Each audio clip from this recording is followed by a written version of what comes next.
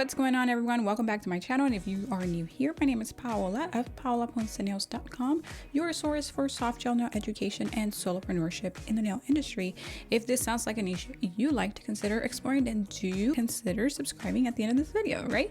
So today we're going to be working on my toes, okay? We're going to give myself a dry pedi, and these are not cute, but I'm going to be walking you through some tips and tricks and a little step-by-step on some ombre gel toes. So let's begin.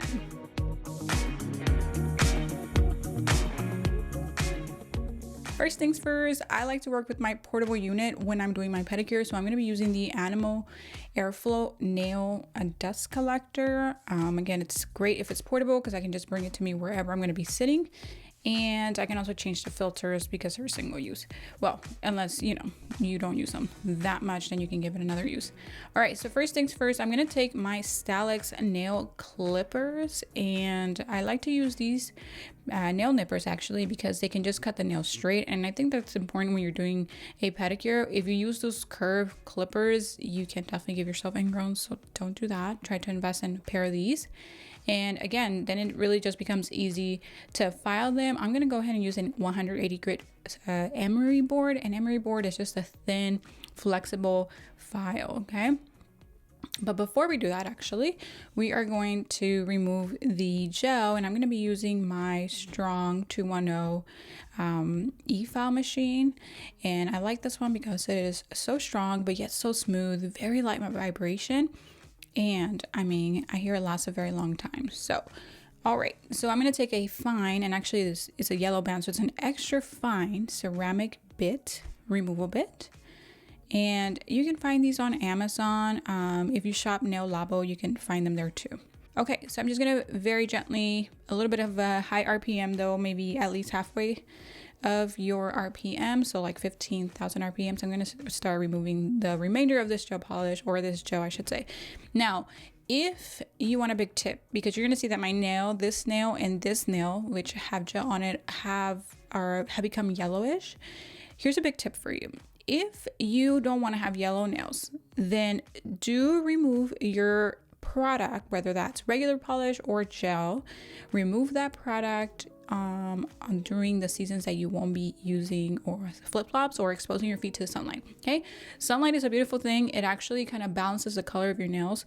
And so if your feet are going to be constantly stuck in shoes or socks, in my case, I am always in socks now in the winter, then you definitely want to remove the product so that your nails don't turn yellow, because just all of those layers inhibiting any little bit of light just really just do not maintain a natural nail color. Okay, so, and you can see that because my other toenails that have the gel fallen off, these toenails, by the way, the gel is like 10 weeks old, sorry. Yeah, you can see that the color is pretty much like natural and fine, but you're gonna see that my big toenail especially, it's like not cute. Okay, it's like yellow. So again, just big tip, I always tell my clients to do this. Like, if you're not gonna get a pedicure, we have to remove your product, or you can remove your product at home if you're just having regular polish, but I wasn't doing regular polish anymore.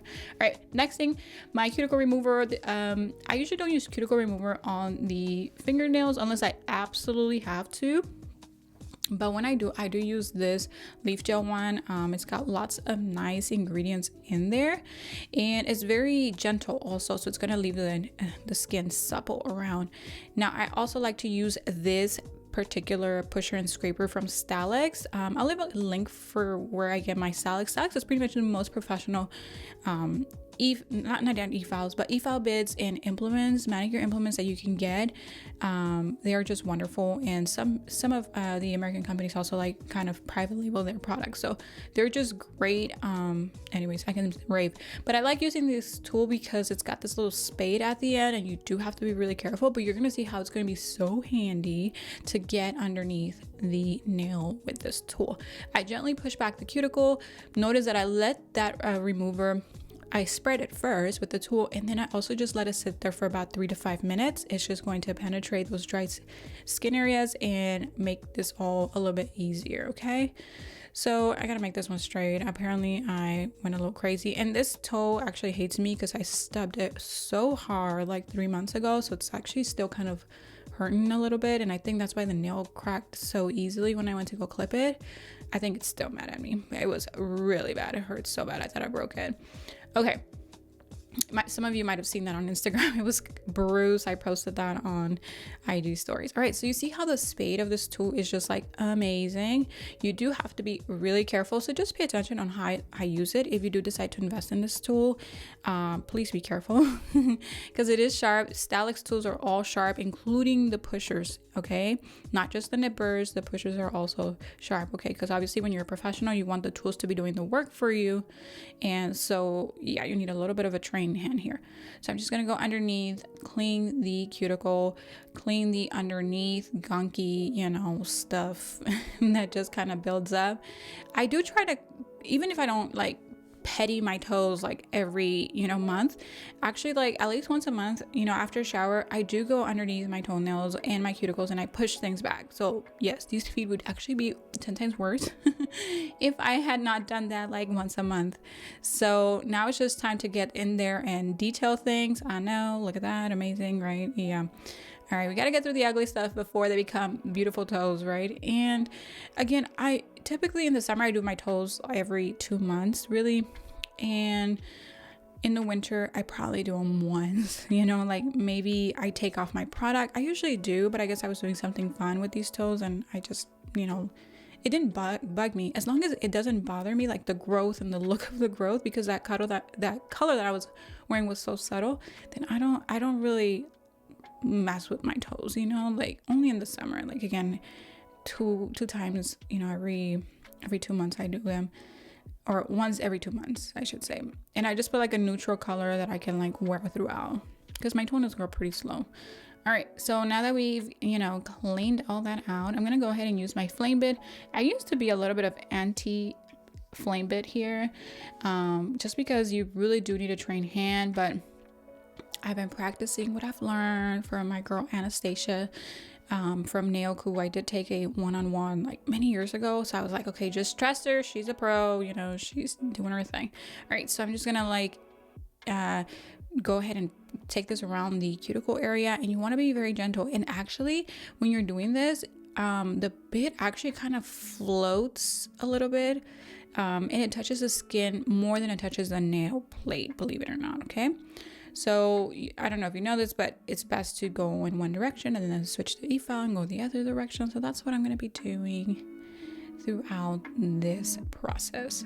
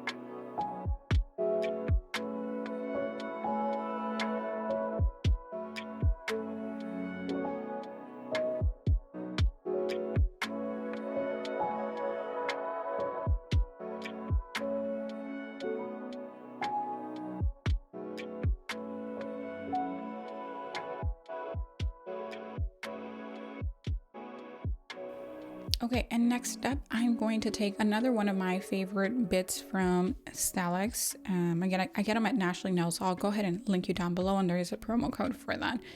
All right, so I'm going to take this bit that is kind of like a buffing bit, and it's because it's a red band, that means it's fine grit, and I like it so much because I'm going to be able to push back the eponychium area of my toenails here and remove any dry skin and all of that good stuff. But, and I'm going to start there. I'm going to start at the skin. And I have not put water on these toes whatsoever. The most water I've put is that cuticle remover. So you want to do that when you're doing an Efile pedi.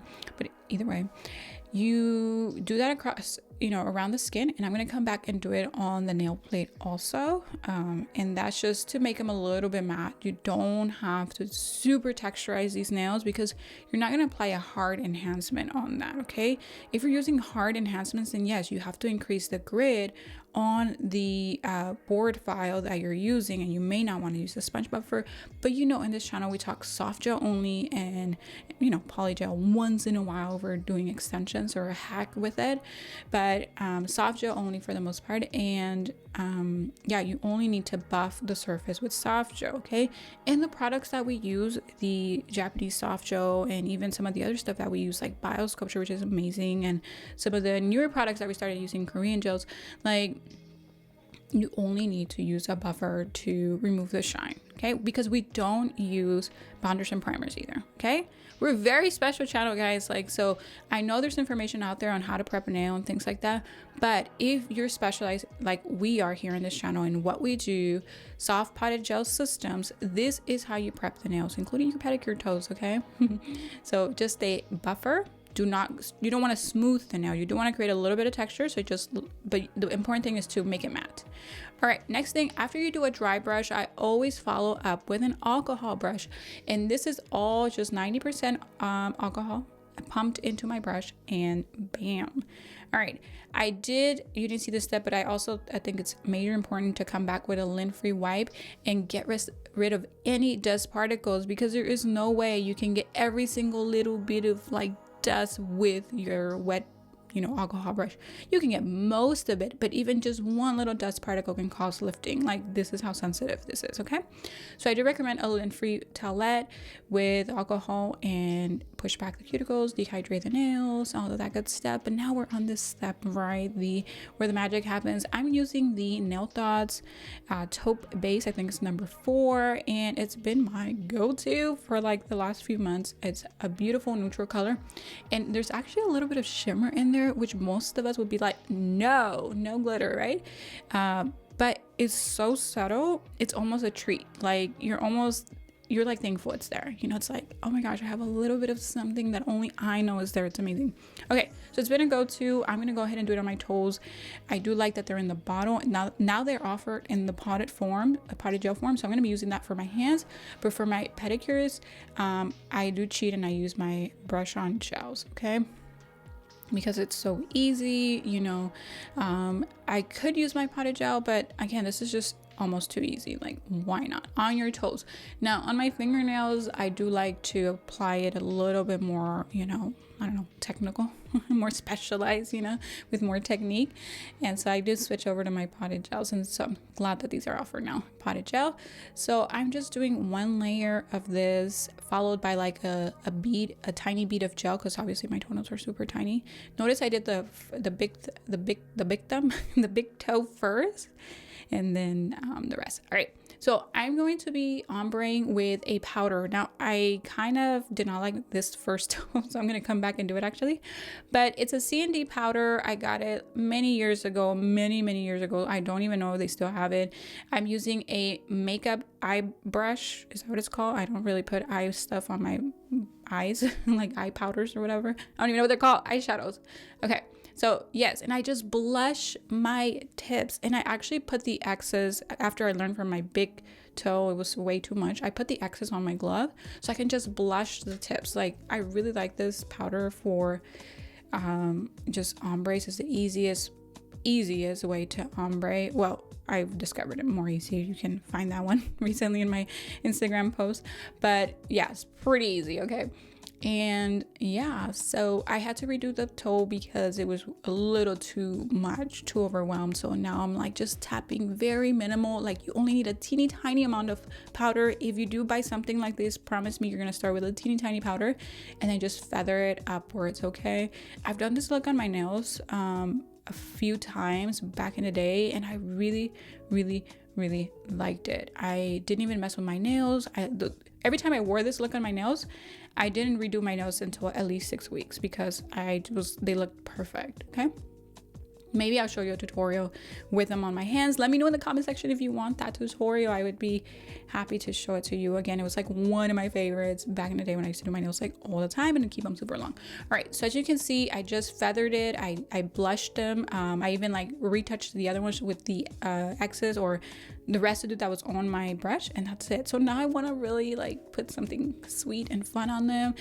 I was contemplating these, but I was like, you know what, these might just be a little too big, and what if they get, I don't know, I don't want to feel them on my shoes, in my shoes or whatnot. So Swarovski crystals they are, and I'm going to be using the Kokoist non-wipe accessory bond. So this stuff, once you apply it, you don't need to top coat it, okay?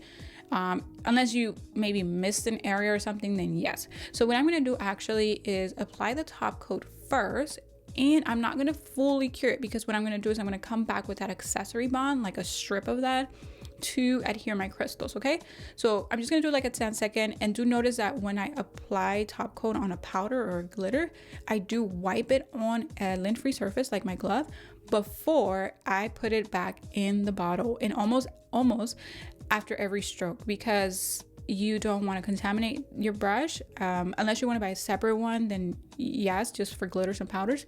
But this is how I got away with it in the salon. Okay. All right, and you're here for all the salon tips, aren't you?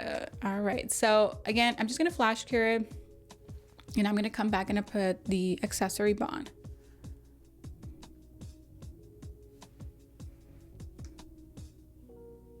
Okie dokie, I do recommend you use a picker upper tool. I'm using the Daily Charm, I think it's applying tool thing. There is also the Crystal Katana, which I believe was the original. So if you have that or you have this, just do it, okay? So I'm gonna use the tool, and I'm gonna grab some crystals, and I'm just gonna push them in there. Now this product, the non-wipe accessory bond by Kokoist, it applies a little raised, so you don't have to, first of all, don't apply super thin, okay? You do want it a little bit raised, because what you're going to start doing is you're going to start embedding. I also posted a little tutorial on that in my Instagram if you want to see that. You want to start embedding these crystals on there, okay?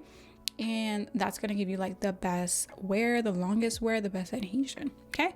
So at first I started kind of rough. It was a big one, so I switched it out for these, and I'm gently like putting them on there, and now with the pointed part of the tool, I'm gonna start pushing them into that gel. All right, and I'm not gonna lie, I really contemplated if I should do this on all of my toes, but I was like, calm down, Paola, take it one step at a time. Like, you know, my nails are not usually a reflection of how I feel inside. Like inside, I'm like, yes, give me all the glittery stuff and the shiny stuff and the, you know, colorful stuff.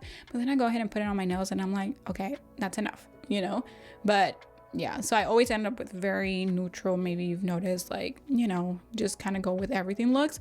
But inside, I want to just put all these things, and then I do, and then I really don't like them. So they're not usually a reflection of how I feel inside.